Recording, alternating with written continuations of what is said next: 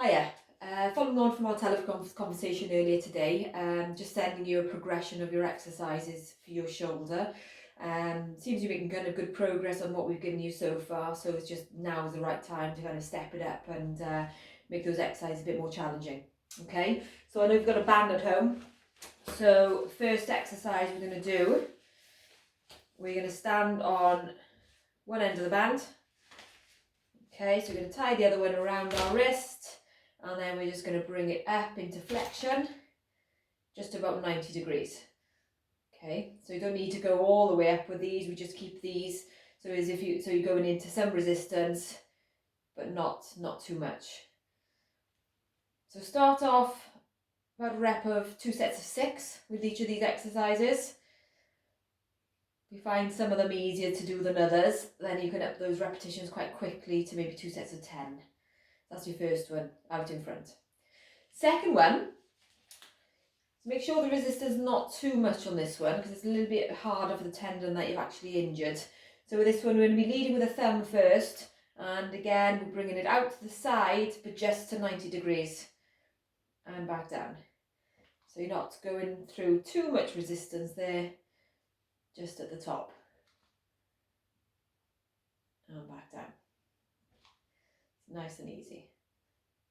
Okay, so number 3, we're linking our hands together this way.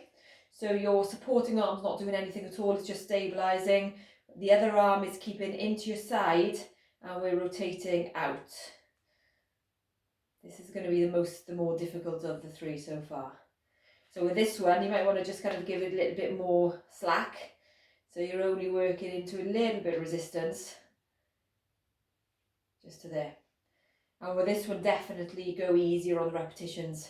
So 2 sets of 6, no more. See how it feels later on the following day. Okay, and then from there, you want to be tying this to something else. So the banister of your stairs, something like that. And then you're doing the inside one. Okay, so you're rotating inwards.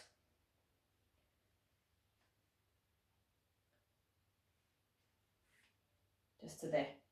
Okay, so those are the band ones for your rotator cuff. Just going to go through a few little gym ball exercises that I find quite useful for the shoulder. So get your ball, doesn't really matter about the size of the ball, it doesn't matter if yours is a bit smaller or a bit bigger than this. This one's a little bit deflated. And we're going to lie on our backs initially. Okay, so as a warm up, we're just going to lift the ball out in front and then we're going to bring it behind our head, down the mat a little bit, and then down to our knees. Okay, just a little bit of warming up and getting used to the feel of the ball.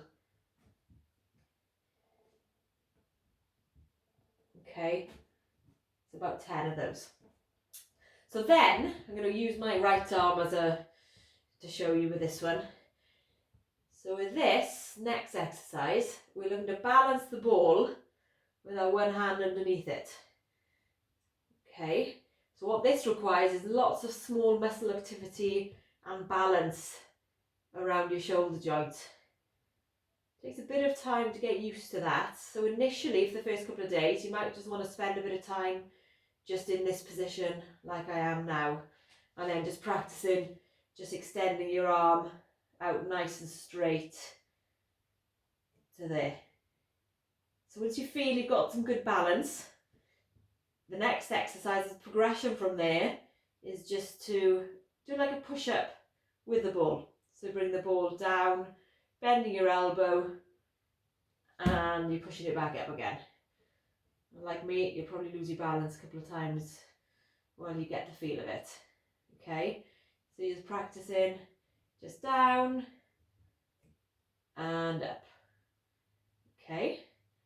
And then when you get good, you can just bring it out to the midline, into the midline, and then bring it out again. So just have a little play around with that. You might find after a short time, your forearm starts to ache as well. Okay, so the whole arm will feel quite worked with that one. Okay, so that's quite a nice one to do with that. Okay, and then the next one I want you to do, again, without the gym ball this time, I want you to practice. I know you're not doing any push-ups at the moment, but I want you to practice getting into a push-up position, but with your knees on the floor. Okay, so like an easy push-up. Just get the feel of getting a bit of weight through that arm again in this position. Okay, and if that feels okay, just swaying back and forth, weight bearing left and right. Then we can just practice bringing your arms in so you're nice and narrow, and bringing your arms wide. Okay, so in and out, in and out. If that feels okay, try forward. So use forward and back.